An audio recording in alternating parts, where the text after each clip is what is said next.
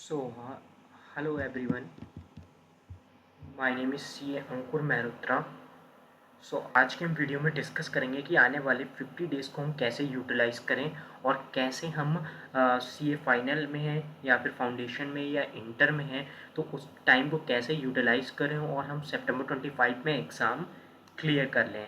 कुछ ऐसे भी स्टूडेंट्स होंगे जो बेसिकली अभी क्या कहते हैं लास्ट मई अटेम्प्ट्स में नहीं क्लियर किया होगा, तो उनके लिए भी ये वीडियो है कि वो कैसे आने वाले 50 डेज़ को यूटिलाइज़ करें और ये प्लान यूज़ करके अपना सीए फाइनल और इंटर फाउंडेशन का अटैम्प्ट में सितंबर 25 में ही क्लियर कर लें.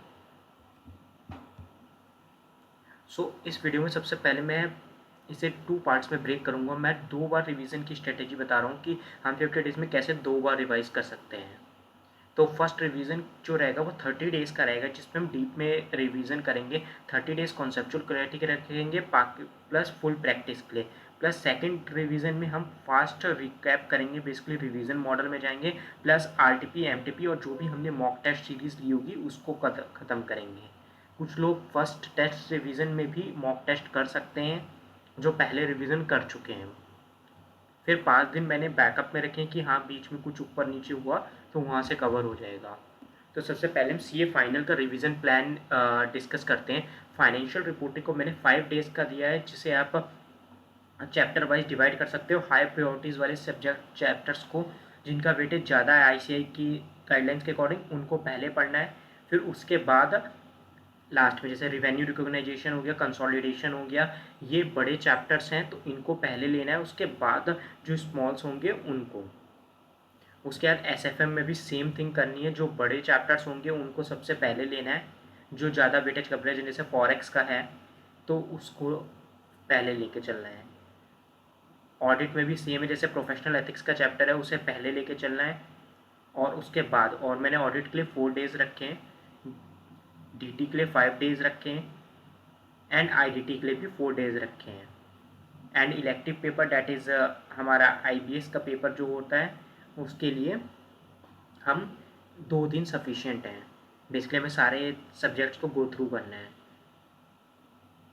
उसके सेकेंड रिवीजन के लिए मैंने 2 days for FR, 2 days for SFM and 2 days for audit and DT for 2 days and IDT for 2 days and elective paper 1 day. Total 50 days का ये प्लान है. अगर किसी का एक ही ग्रुप है तो इन डेज़ को कंबाइन भी कर सकता है. बेसिकली 30 डेज़ मैंने सारे सब्जेक्ट्स के लिए रखे हैं, बट जैसे वो थोड़ा डीप में स्टडी कर सकता है. एफआर को 7 डेज़ दे दिए, ऑडिट एसएफएम को 6 डेज़ दे दिए एंड डीटी को 7 डेज़ दे दिए. तो अपनी टाइम के हिसाब से उसे यूटिलाइज कर सकता है. विद इन अ ग्रुप को 30 डेज़ में कंप्लीट कर सकता है. उसी तरीके से सीए इंटर का प्लान है.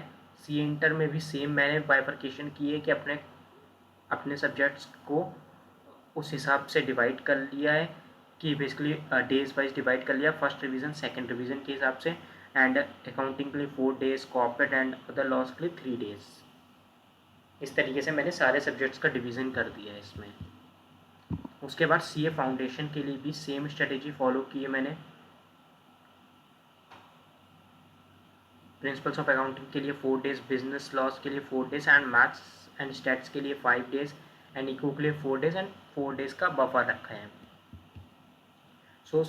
सेकेंड रिवीजन करते समय फोकस क्या करना है, आईसीआई के आरटीपी क्यों, डायरेक्ट टैक्स और इनडायरेक्ट टैक्स में जो अमेंडमेंट्स आएंगी वो वहाँ पे कवर हो जाती हैं मोस्टली.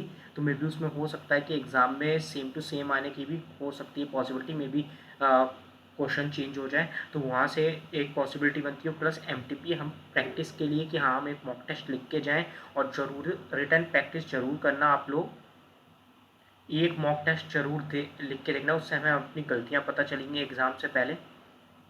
उसके बाद एमसीक्यूज़ को सॉल्व तभी करना जब आपके पास टाइम हो. वैसे अगर आप जितना भी अगर आपको कॉन्सेप्चुअल नॉलेज है तो ऑब्जेक्टिव्स आप कर सकते हो. जैसा मैंने बोला कि फुल मॉक टेस्ट एक फाइनल अटैम्प्ट से पहले बिल्कुल लिखना बहुत ज़्यादा ज़रूरी होगा. उसके बाद जितना हो पाए चीज़ों को समराइज़ करना. जो लास्ट 2 डेज़ की स्ट्रेटेजी रहेगी उसमें मतलब एग्ज़ाम से पहले का जो रहेगा उसको उसके लिए वो सारे हमें डिटेल्स मेंटेन करके रखनी है कि आप ही से हम लास्ट के एग्ज़ाम से एक दिन पहले क्या पढ़ेंगे, क्योंकि हम जब एग्ज़ाम से पहले ये चीज़ सोचेंगे तो हमारा टाइम ज़्यादा जाएगा, बट हमें एग्ज़ाम से पहले ये चीज़ रेडी करके रखनी है कि जिससे हमें तब इशू ना हो। तो मैंने एक सैम्पल प्लान भी बनाया था कि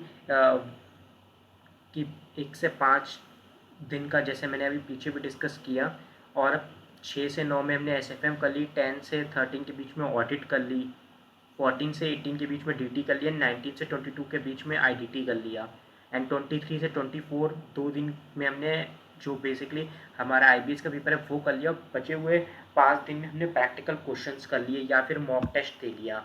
मे बी ये वफा टाइप का रखा है मैंने कि एक दिन में मॉक टेस्ट के लिए दे दिया कि 2 मॉक टेस्ट एक दिन में लिख के, और जहाँ पे हमें डाउट्स आए या फिर हमारे गलतियाँ पता चली तो उससे हमारा हेल्प मिल जाएगी उसकी। So thank you everyone.